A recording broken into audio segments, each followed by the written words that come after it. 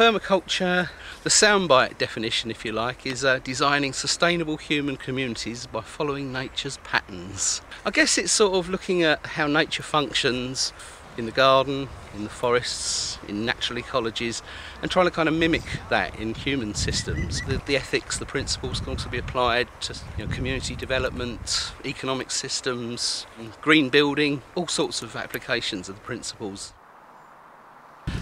This is Manchester Drive allotments in Leigh-on-Sea. I'm Graham Burnett. I'm Charlie. I've got some blackcurrant. But 4 or 5 years ago it was pretty much completely desolate. Desolate, yeah. Really? Well, what we're trying to do here, we're trying to much more about using perennial plants rather than annual vegetables. So this is what we call a forest garden. So put in lots of, as you can see, there's fruit trees, there's apple trees. This is an apple tree here, a very old one. There's hazel behind us there. There's plum trees further back. All sorts of other things interplanted with these fruit bushes. Does that look like a gooseberry? This is a gooseberry, yes. Yeah. And here is a blackcurrant and more fruit bushes, as you can see. So it's trying to move away from the conventional annual vegetable system, looking at more sort of permanent plants that would provide fruit or nuts or various food. And one of the advantages that you're not disturbing the soil as much. So I mean that's the idea, that eventually the ground cover layer will be kind of perennial vegetables as well. You're trying to create self-cycling systems, whereas instead of having to go down to the garden centre and buy a bag of fertiliser, the nutrients are all here in place. Right. Do you want to have a wander around? I'll sort of point things out. This is bramble that really needs to be sort of cleared and cut back. But even this, it's got its function there. It's providing habitat for wildlife. Yes. You're getting free fruit from it. Yes. And it's actually keeping that ground covered. And the fruit from this plot earlier in the year, I just got masses of fruit. Most of the apples I've sort of turned into cider. Blackcurrants got made into jam. And all that kind of thing. So you've got an apple tree here, an apple tree here, and then a blackcurrant bush here. The wood ash obviously comes down here, and we can return the fertility, which is very good for the fruiting plants. It's all starting to shut down this time of year and get ready for the spurt of new growth in the spring.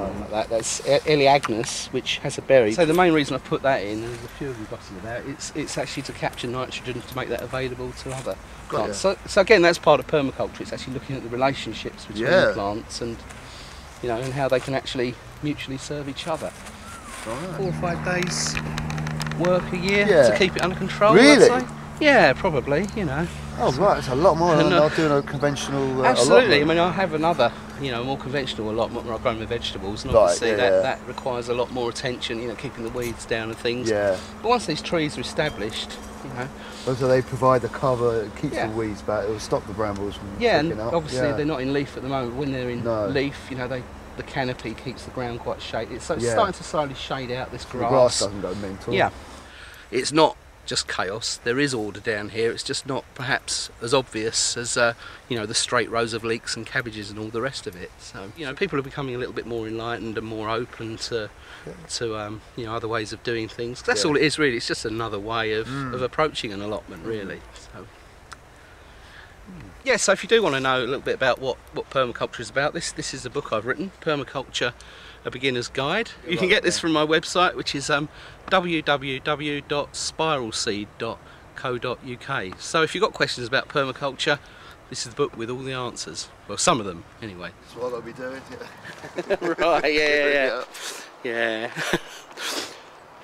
I hear you've got connections with Dalhouse and Crass. Yeah, that goes back many years, 30 years I think. I sort of rocked up there as as a naive fanzine editor to do my interview, with the obligatory Crass interview, and never stopped going back really. I've stayed friends with all those guys, and the irony is I actually run courses up at Dalhouse now, using their garden, running permaculture courses, and it kind of feels like Crass and all that gave me so much inspiration as a young man, and it kind of feels like giving something back now. We've done a lot of work in their garden, we've put up quite a few buildings. We built a compost toilet, Why are they, they lived there sort of for 40, 50 years or however long it was without having a compost toilet there, I don't know, but we finally got around to it.